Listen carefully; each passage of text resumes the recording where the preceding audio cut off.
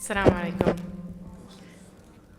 I want to thank MAS-ICNA for putting on this important and incredible conference, and to all of you for joining us today.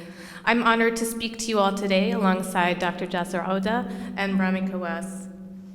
As mentioned, my name is Sarrah Buageila, and I'm the project manager at the Institute for Social Policy and Understanding. We're a nonprofit applied research think tank that conducts objective, solution-seeking research with the goal of empowering American Muslims.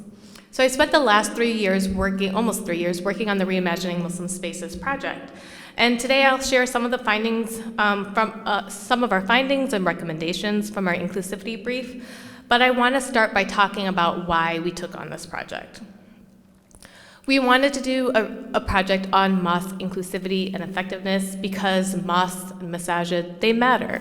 And because you're joining us here today, you probably agree. Our research and the research of others show that frequent mosque attendance is actually linked to more volunteerism, better mental health, including lower reports of stress and anger, and higher levels of civic engagement. So the more likely you are to attend a mosque, the more likely you are to cooperate in solving problems in your community, the more likely you are to be registered to vote, and the more likely you are to plan to vote. So masajid are not just filling a spiritual or religious need. Frequent mosque attendance actually has positive correlations in our social and civic life. Yet these masajid are often alienating to many people, including women, children, young adults, and converts. And really, when you take those categories together, that's almost the entire community. And not only are the community members often feeling alienated from their mosques, but it's also the leaders of these masajid who struggle with the lack of volunteers and a lack of commitment from the members. So why should we make mosques more inclusive? Being intentional about creating a welcoming space allows for an increase in volunteers, it sustains donors, it increases spiritual engagement, it promotes stronger, more vibrant communities, it provides sanctuaries of support in hostile environments, and it grows the next generation of Muslim Americans. So how can we make our masajid more welcoming? At ISPU, we did this by seeking answers. Again, we're a research organization, but we wanted to take a holistic approach as they are spiritual centers of our community. So we sought both the prophetic mosque as both a model and a guide, but we also did rigorous research to come up with a set of recommendations. So again, the goal of RMS, or Reimagining Muslim Spaces, is to produce research-driven recommendations for masajid that are welcoming, a hub of hope, and well-governed. And we did this through doing an extensive literature review. We conducted focus groups across the country. We analyzed Muslim polling data. We interviewed mosque leaders, mosque members, and those who call themselves unmosqued, who have left the masjid. And we sought advice and feedback from a diverse task force of experts along the way.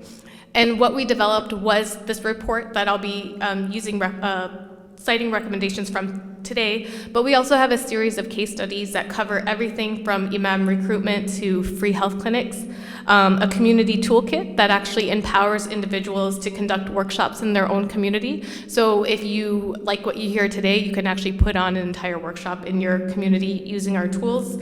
And we have a collection of relevant resources, including citing the work of Dr. Jasser Auda and others. And this can all be found on ispu.org/RMS. So what did we find? We took on this massive research project. What did we find?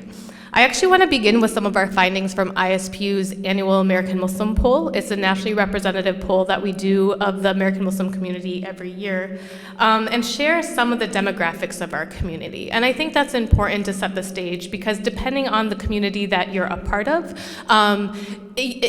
sometimes we live and work and pray in cultural hubs, right? Also socioeconomic hubs. So what we think is the, quote, American Muslim community is actually really one subset of who we really are collectively. So I'll start there, actually. Muslims are the most ethnically diverse faith community and the only religious group in America without a majority race. So 25% of the community is actually African American, 24% is white, 18% are Asian, 18% are Arab, 7 are mixed, and 5 are Hispanic. So we have a very racially and ethnic diverse community. While Muslims are the most likely faith group to have been born outside of the country, we're almost evenly split between foreign-born and native-born. Again, depending on your personal community, this might be reflected, or you might be in a very indigenous community, a very immigrant-heavy community. This statistic is actually one of the most surprising, depending on where I speak. Muslims are the most likely faith group to report low income. A full 35% of American Muslims live at or below the federal poverty line. And again, some people might be nodding your head like, yeah, that makes sense. But a lot of times when we share the statistic, people are just shocked that a third of us are actually living in poverty. And finally, Muslims are America's youngest faith group, with 80% of the community under age 50. So I never can come to a conference. Half of the khutbahs I hear are always focused on the youth, and rightfully so. So not only are we thinking about the next generation, but in our current community, we are overwhelmingly young. And so it's important that we are talking about meeting the needs of our young community. And while we are a young community, we are still a very engaged community. So it's correct we have issues. It's correct this is a growing problem. But in fact, young Muslims are as likely as older Muslims to say religion is important to them. So when we asked this question of Muslims across the country, there wasn't really a statistically significant difference between older Muslims and younger Muslims. Religion is still very important to Muslims in general. In fact, a full 91%, so almost all, 91% of young Muslims said religion was important to their daily life, compared to only 56% of the general public. So when you ask the general public about how important religion is in their daily life, only 56% of them say it's important, but 91% of young Muslims still say that religion is important to them. Younger Muslims do attend a masjid less often than older counterparts, but it's actually not that off. So 36% attend at least once a week versus 47% of Muslims over the age of 50. So again, yes, you see a decrease, but it's actually not that far off in terms of weekly attendance. And then when you compare the attendance rate of younger Muslims to the general public, it's still significantly higher. So again, 36% of younger Muslims attend once a week or more, and 22% of the general public, so that's other faith groups, attend once a week or more. Collectively, as a community, so regardless of age or gender, 41% of American Muslims are still attending a masjid at least once a week or more. So again, we have this problem of people being uncomfortable in the masjid, people getting frustrated with masjid politics or not feeling welcome, but almost half of us are still showing up at least once a week, regardless of age or gender. So what this data shows is that we're a community that is engaged in the mosque and still finds religion very important. It also shows a community that is very diverse in our ethnic and racial makeup, in our economic status, in our immigrant status, and in our age. So how do we create a mosque culture, environment, and community that is welcoming to all who attend or seek to attend? Our first recommendation from this project is just that, to actually be intentional as a masjid in fostering a welcoming environment. Focus group participants, those we spoke to across the country, agreed that the most attractive aspect of a masjid for them is the sense that they are welcomed. In reflecting on positive experiences in the masjid, they stated, automatically I was welcomed. The smiles, the warmth, the salams, and just a sense of, it doesn't matter if you're new or you're not one of us, you're one of us now because you're here. Another person said, the thing I most love about my masjid is a sense of generosity and hospitality, the sense of belonging. Again, this idea of welcoming was really the most important issue on people's minds when we talked about this project and masjid experiences across the country.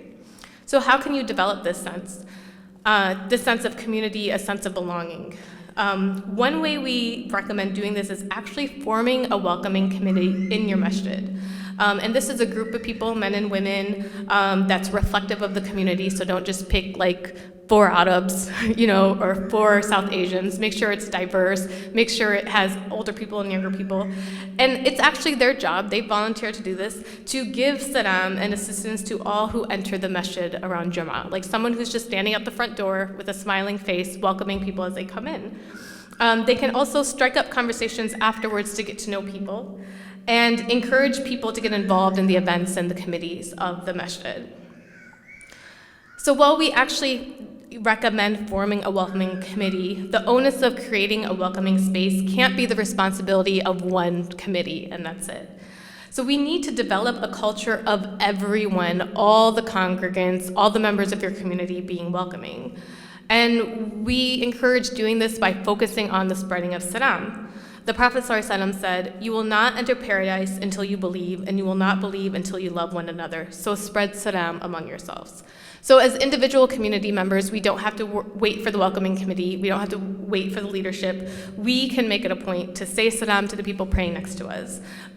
Say salam to one another after Jum'ah, and not just going to your clique of friends that you always say salam to after Jum'ah, but purposely going to random people and saying salam.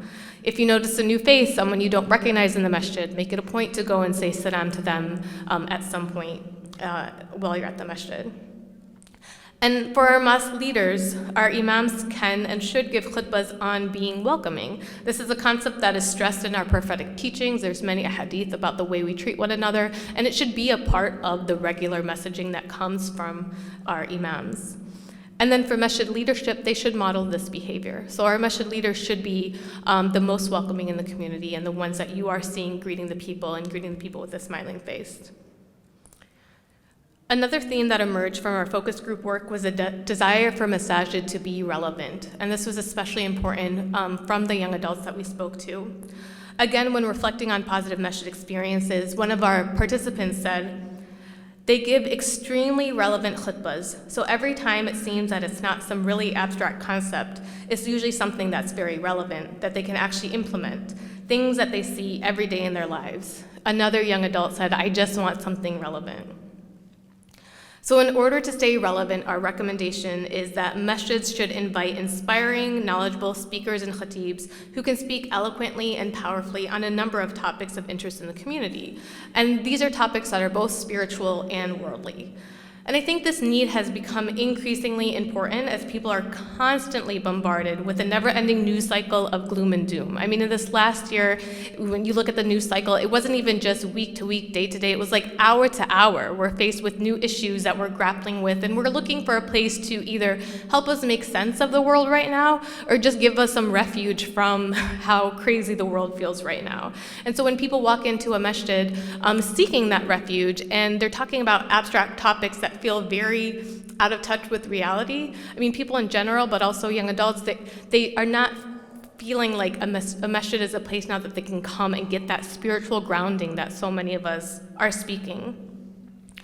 We also recommend that khutbahs in particular should be regularly evaluated. So this is not just to ask about how effective the khatib is being, but also gives the opportunity to ask your community what topics they do want to hear about. You know, what is important to them? What can we implement and speak on to make sure we're meeting the needs of the community? Another one of our recommendations is to be dynamic, to become a dynamic center. And a dynamic masjid offers numerous opportunities for participants to become involved, and as a result, the mosque can feel alive, vital, and exciting. So our recommendation, in order to be effectively dynamic, a masjid should actually develop a clear understanding and mission. And this mission should be tied to the vision of Islam and the prophetic mosque. This can be done, and we recommend this being done through a strategic planning process to identify the mosque's mission. And there's actually a number of organizations now that come in and work with masajid to help you go through a strategic planning process. Another way to keep your masjid dynamic is to identify interest and facilitate the formation of small groups. This idea of forming small groups in the masjid actually came up across the board with every different demographic we spoke with, and it was especially key in large masajid. So the story that we heard a lot were that people were really excited when the masjid was small and everybody knew each other and everybody was working together to like build the playground or put on a potluck. And then, mashallah, as our community grew, as the masjid grew, they started feeling isolated, right? Like that connection they were really losing. And when new people came in, it was really hard for them to find their place in the masjid. So one idea is to actually form a number of small groups. So whether that be a book club or a hiking club or the potluck committee or the cleanup committee, having a variety of small groups in the masjid gives the community something to do and to do something on topics that they are excited about. So again, through the ISPU project Reimagining Muslim Spaces, we actually have a number of specific recommendations directly to women, converts, and young adults. But I'm actually going to turn it over to my co-panelists today. Dr. Jasser Auda is going to be speaking about women and converts in the masjid, and then Rami will be speaking about young adults. But I would like to just remind everyone to check out ispu.org/RMS, where you can download our full report, our case studies, videos, and other resources for your community. Assalamu alaikum.